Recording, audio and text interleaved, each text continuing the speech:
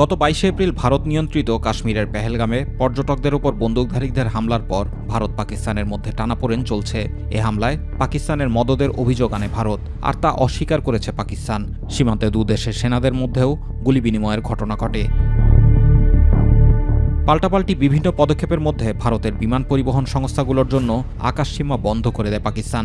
এ পদক্ষেপের এক সপ্তাহের মাথায় পাকিস্তানের উড়োজাহাজের জন্য একই নিষেধাজ্ঞা দিয়েছে ভারত। সম্প্রতি ভারত সরকারের এক নোটিশে বলা হয়েছে 30 এপ্রিল থেকে 23 মে পর্যন্ত পাকিস্তানি উড়োজাহাজের জন্য এ নিষেধাজ্ঞা কার্যকর থাকবে। কিন্তু পাকিস্তান ভারতের পাল্টাপাল্টি আকাশসীমা বন্ধে আর কি ক্ষতি হবে এমন প্রশ্ন থেকেই যাচ্ছে মানুষের মাঝে। এমনটা চলতে থাকলে ভারতীয় এয়ারলাইন্সগুলো প্রতি সপ্তাহে প্রায় 77 কোটি রুপি বাড়তি খরচ করতে হতে পারে বলে জানিয়েছে বিশেষজ্ঞরা। মাস প্রতি তা ছাড়াতে পারে 307 কোটি রুপি, আর ফ্লাইট প্রতি অতিরিক্ত খরচ হতে পারে $1350 থেকে $3000। অবশ্য এমন সিদ্ধান্তে পাকিস্তানের নিজের হাতছাড়া হচ্ছে ওভারফ্লাইট ফি।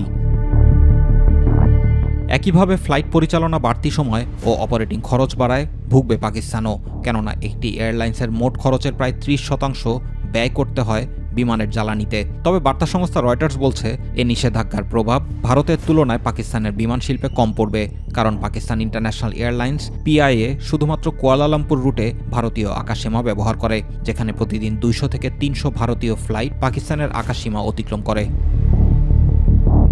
অপরদিকে কাশ্মীরের পেহেলগামে হামলাকারীরা এখনও পালায়নি, তারা বহাল তবিয়তে দক্ষিণ কাশ্মীরে লুকিয়ে আছে, এমনই দাবি করেছে ভারতের জাতীয় তদন্ত সংস্থা NIA সংশ্লিষ্ট সূত্র, যারা কেন্দ্রীয় সন্ত্রাস বিরোধী আইন প্রয়োগকারী সংস্থা হিসেবে কাজ করে। ভারতীয় সংবাদ মাধ্যমের প্রতিবেদন অনুসারে কাশ্মীরে বেশ কয়েকটি অভিযান চালিয়েও পেহেলগাম হামলার মূল অভিযুক্তদের গ্রেফতার বা আটক করা যায়নি। দাবি করা হচ্ছে 22 এপ্রিল দুপুরে বৈশরণ ভ্যালিতে হামলা চালায় 4 জন, তার মধ্যে 2 জন পাকিস্তানি, বাকি 2 জন কাশ্মীরের বাসিন্দা। জুবাইর রহমান, মাই টিভি নিউজ।